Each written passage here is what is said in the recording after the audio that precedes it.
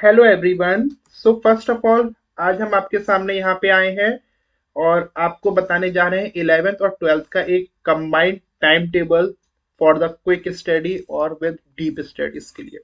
तो my self अनंत, और हम यहाँ पे देख सकते हैं कि हम 11th और 12th का इकोनॉमिक्स पढ़ाते हुए हैं लास्ट 3 ईयर से, और इसमें 100% हमारा रिजल्ट रहता है इन 12th क्लास। ठीक है, 100% स्टूडेंट पास होता है। और साथ ही साथ में हम देखें कि जो बच्चा होता है मैक्सिमम इसमें 90% बच्चा हमारा 90 मार्क्स से ऊपर लेके जाता है।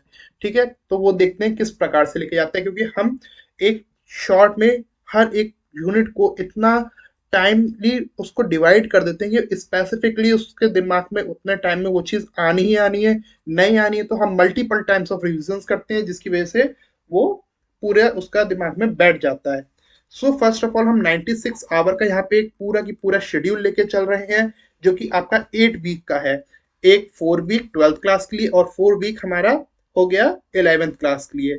4 वीक में हमारा 2 वीक्स इधर उधर शिफ्ट हो जाते हैं, जिसमें कि हम माइक्रो इकोनॉमिक्स करते हैं 11th क्लास में, और इधर क्या करते हैं स्टैटिस्टिक्स।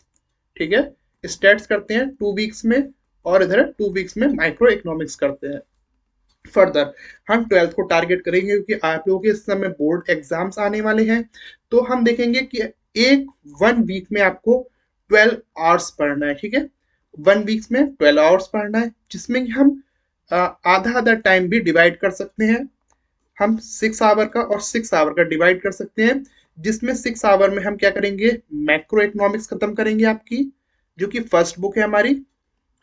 फर्स्ट बुक खत्म करेंगे और सेकंड बुक हम बोलेंगे अपनी इंडियन इकोनॉमी को।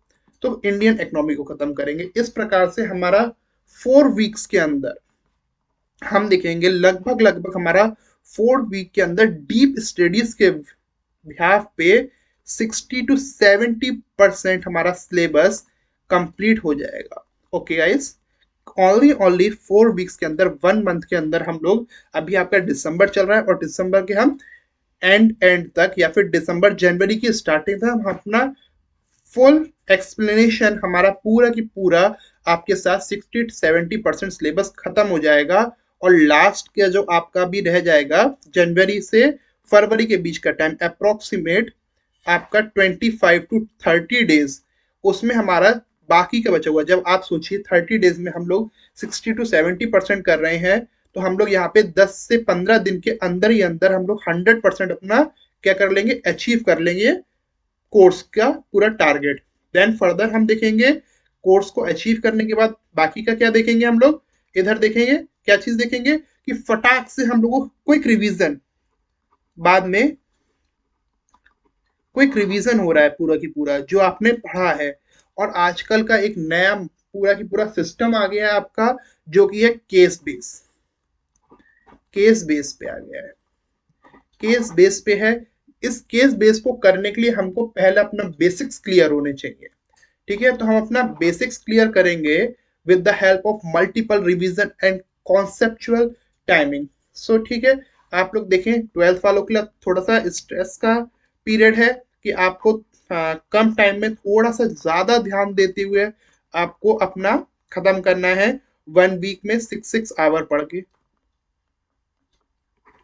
ठीक है, तो आपको क्या करना है 24 आवर्स, जिसमें कि आपका मैक्रो का बहुत सारा सिलेबस, लगभग आपकी जो 5 यूनिट्स हैं इसमें से 2 और 3 यूनिट्स, 3 तो हो ही जाएंगी, 3 और 2 मतलब 3 तो कंफर्म है। 3 यूनिट्स कंफर्म, 100% आपकी 3 यूनिट्स बेसिक्स कंप्लीट हो जाएंगी, जिसमें कि आपका आ जाएगा मनी वाला चैप्टर हुआ, मनी एंड बैंकिंग चैप्टर हुआ, बैलेंस ऑफ पेमेंट आपका चैप्टर हुआ। ये इस प्रकार के जो चैप्टर हुए वो खत्म हो जाएंगे। जो एग्रीगेट डिमांड और एग्रीगेट सप्लाई वाले चैप्टर हैं, वो भी हम कहीं ना कहीं पूरा स्ट्राइक करके आपको एक बार में दे देंगे with the only on 1 month के अंडर अंडर आपका पूरा पूरा आपका सिलेबस मैक्रो इकोनॉमिक्स का हो जाएगा। अब रह गया थ्योरेटिकल पार्ट, वो भी हम टारगेट करेंगे, साथ ही साथ चलते चलेंगे। तो ऑन बिहाफ ऑफ दैट क्या 45 मिनट्स की क्लासेस लीजिए हमारे साथ, जिसमें कि आपको क्या करेंगे, हम 45 मिनट्स की जो हमारी क्लासेस होंगी, ठीक है, उसमें 45 मिनट्स हम लोग अपना फर्स्ट बुक पढ़ेंगे और इसमें क्या पढ़ेंगे, सेकंड बुक। तो क्या होगा आपका, साइमल्टेनियसली आपके दोनों चीजें कोर्स से पूरी हो जाएंगी। तो 1 मंथ के अंदर हमारा 70% सिलेबस टारगेटेड आपका पूरा डीप में क्लियर हो जाएगा। ठीक है, डीप में 70% आपका सिलेबस एक बार अगर क्लियर हो गया, तो ये जो हमने बोला है आपको कि आपको मार्क्स कितने मिलेंगे, यहाँ पे मार्क्स कितने मिलेंगे, 90 मार्क्स। अब 90 मार्क्स का थोड़ा सा हम ब्रेक डाउन कर लेते हैं। अगर आपके 70% सिलेबस हो गया और you got that 60% in lowest, हम लोएस्ट लेके चलेंगे, हाईएस्ट आप 70 में, तो 70 भी आप अचीव कर सकते हैं अगर 70% सिलेबस हो गया है। देन फर्दर आप स्कूल की तरफ से देखें, जो कि आपको वाइवा के आपको मार्क्स मिलेंगे वो है आपके 20%। So what we you got, 80% marks. The average and the lowest is 80% marks every student can get it. ठीक है, आपको 100 में से 80 मार्क्स नॉर्मली मिलने ही मिलने हैं।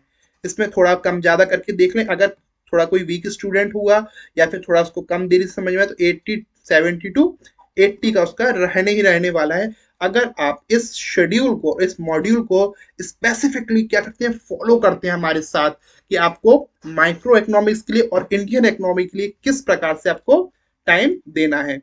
तो हम छोटा सा आपको 2 टॉपिक यहाँ पे पढ़ाना भी चाहेंगे जो कि 11th के हैं। हम अभी 11th का थोड़ा सा इसलिए क्लियर करते हैं क्योंकि अभी ये थोड़ा नया बच्चा है, जिससे कि इसका ये देखिए परफेक्टली इलास्टिक डिमांड और परफेक्टली इन इलास्टिक डिमांड, मैं 2 यहाँ पे फंडामेंटल्स आपके जो माइक्रो इकोनॉमिक्स के हैं 2 टॉपिक्स लेना चाहूंगा, कि आप यहाँ पे पहले परफेक्टली इलास्टिक डिमांड को समझें। अब परफेक्टली इलास्टिक डिमांड को समझने के लिए हम एक छोटा सा चार्ट बना लेते हैं, जिसमें हम प्राइस लेंगे, ओके, एंड हम डिमांड लेंगे। ठीक है, हमने प्राइस और डिमांड ले लिए। ओके गाइस, अब क्या हुआ, प्राइस क्या है इसमें, परफेक्टली इलास्टिक डिमांड में प्राइस हमारे कांस्टेंट होते हैं। अब कांस्टेंट का रीजन बताएंगे भी 1 मिनट में आपको हम। और यहाँ पे डिमांड क्या है, वेरी होती है, 100, 200 और 300। ओके स्टूडेंट्स, तो हम देखते हैं यहाँ पे थोड़ा सा एक टॉपिक को जो कि बहुत ही इंपॉर्टेंट है। आप अभी आपको लग रहा होगा ये 11th है, 11th में ये टॉपिक इतना इंपॉर्टेंट थोड़ा सा आपको इंटरनल एग्जाम की वजह से ना भी लगे, but you have to always need this chapter, because you अगर आप ग्रेजुएशन में जाएंगे तो आपको इकोनॉमिक्स पढ़ना पड़ेगा वहां पे, और इकोनॉमिक्स में विदाउट इलास्टिसिटी ऑफ डिमांड आपका कुछ भी सॉल्व नहीं होने वाला है। या फिर फॉर्म्स ऑफ मार्केट ये आपके साथ में ही रहेंगे, और आप कॉमर्स वाले हैं तो आपको सी ए सी एस में बहुत ही ज़्यादा हेल्प करेंगे। In the field of foundation course में आपको इलास्टिसिटी ऑफ डिमांड बहुत इंपॉर्टेंट आपका रोल प्ले करेगा स्टूडेंट्स। तो हमने यहाँ पे देखा कि प्राइस क्या है, 30, 30 एंड 30, और डिमांड क्या है, 100, 200 और 300। अब देखिए इसका ग्राफ, इसका जो भी है वो सबसे इंपॉर्टेंट है ग्राफ। ठीक है, तो ग्राफ देखते हैं इसके लिए हम। ठीक है, ग्राफ देखते हैं इसका।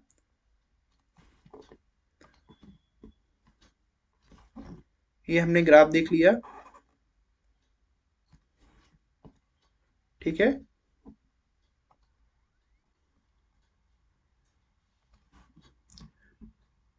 अब देखें इसका ग्राफ। अब देखिए आप, इसका ग्राफ जो होता है वो एक्स एक्सिस के पैरेलल होता है।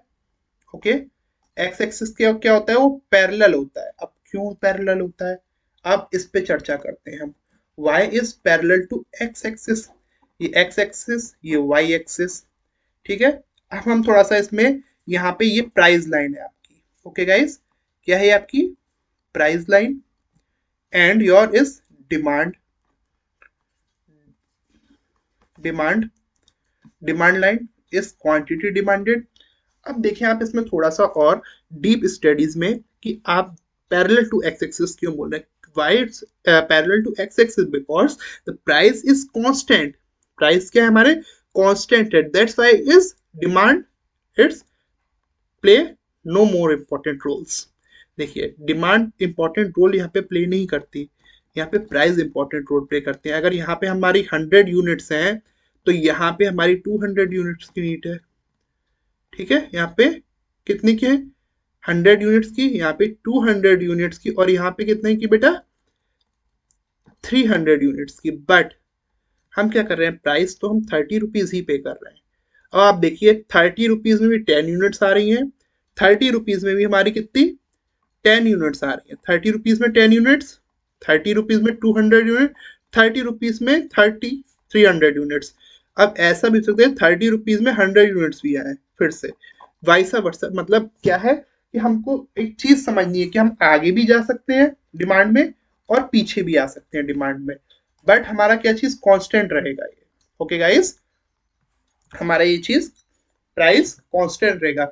इसीलिए ये हमारा जो डिमांड कर्व है ये क्या हुआ, पैरेलल टू एक्स एक्सिस हो गया हमारा। देन फर्दर एक और थोड़ा सा मेजर टॉपिक है हमारा, परफेक्टली इनइलास्टिक।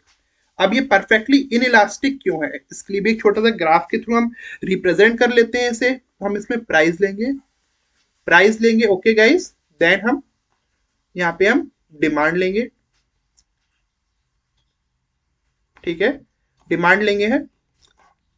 देन क्या किया अपन ने, डिमांड लिया, क्वांटिटी डिमांड और क्वांटिटी डिमांड। अब प्राइस क्या है इसमें, 20, 30, 40, ओके।